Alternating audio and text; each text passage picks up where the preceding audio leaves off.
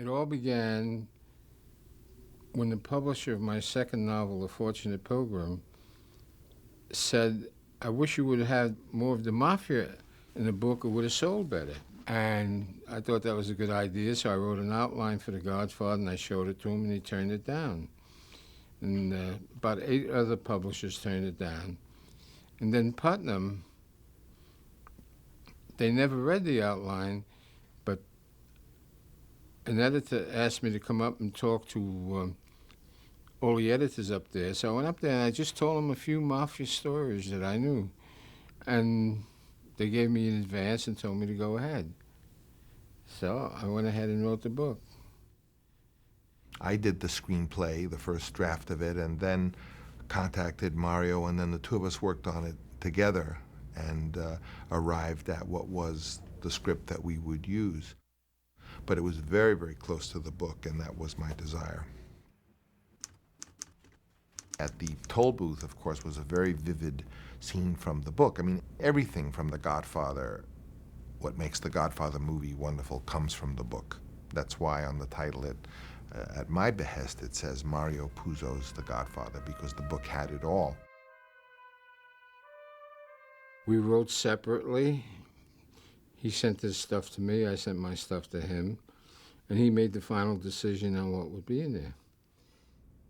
Like Godfather 2 was largely almost an original screenplay. It took some of the historic parts out of the book, but all the modern story was sort of I invented. And then later, Mario came, and again, we always worked together. I kind of would do the first draft, and then he would make it good. All the scenes that a flashback about Vito Corleone are in the novel, so it's very easy just to pluck them out, you know, and stick them in there. The way Francis did it was great because he had that guy singing on the stage, which he invented, you know, it was very, very effective. What happened was this crazy idea of like, how could we do the young Vito Corleone, since Marlon Brando by that point didn't want to work with us anymore because they hadn't paid him anything. And I began to have this crazy idea that we could cast another actor to play Marlon Brando as a young part, and of course I had my eye on Robert De Niro, whom I had met in the casting of the first one. And in fact, Bobby De Niro noticed I was always looking at him, and what I was looking at was that, yes, I saw some sort of relevance that he could play, not maybe Marlon Brando as a young man, but he could play Vito Corleone as a young man. And that was my concept, and it was a very far-out concept in those days, and I would not have been able to do it had I not had the power that I had secured by saying no one can have any say over the casting.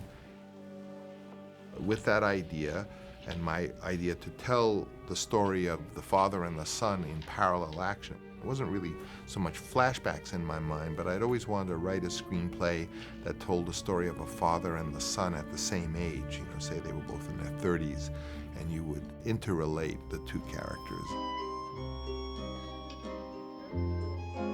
So that's what I did. I used the subsidy of The Godfather to allow me to write kind of a personal work and collaborate with Mario, taking his material and using my own ideas, and that explains the unusual form of The Godfather Part 2. We had a disagreement about killing Fredo. I didn't want Fredo to be killed. Francis was adamant, so I said, okay, but you can't kill him until the mother dies. And he accepted that. Psychologically, I felt that if Michael killed his brother while his mother was still alive, the audience would never forgive him.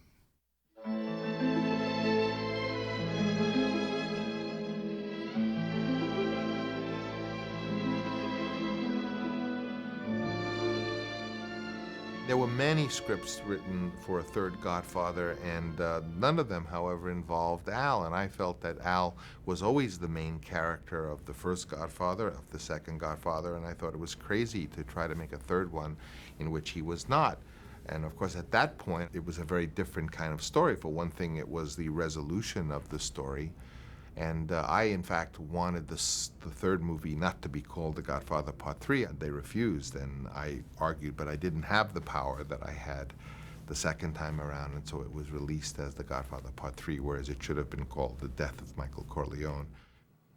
Because we need a little emotion. If we could put a little emotion, like in 3 places in the movie. Now, on Godfather 3, I worked more closely with Francis than on the other 2 scripts. We spent a couple of weeks in a Reno gambling hotel working on it. It's the unity between the mafia and the church. Again, the big thing is we want to go from this light to dark to light, and the pomp, the circumstance. And ritual. How can we make an opening that's better than the wedding, so it just doesn't become a bigger version of Part 2? Part 2 was good on the lake and everything, A birthday party, no? For like Hagen or something? birthday party, but that can't be big enough to bring really all the That other. would bring Kay there, though. Yeah, that's true. But I think a great irony is that Michael is being awarded a great religious honor. Maybe part of the Corleone Foundation has a beneficial link to the, in other words, that the Vatican is going to be included in its yearly gifts. Better still. May the blessing of Almighty God.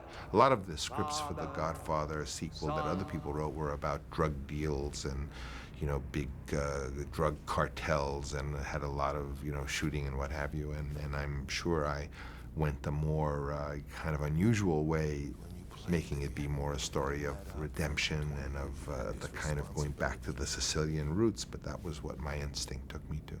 I really hope there'll be a Godfather 4, because I see it so clearly as something that will really, really work, that it would be in the 1920s, that the Sonny, played by Jimmy Caan, we'd have to find a new Jimmy Caan, would be the hero, the carrying force of the picture, besides The Godfather. And The Godfather would be more important. And I wrote half the script, and De Niro has it, Paramount has it, Francis has it.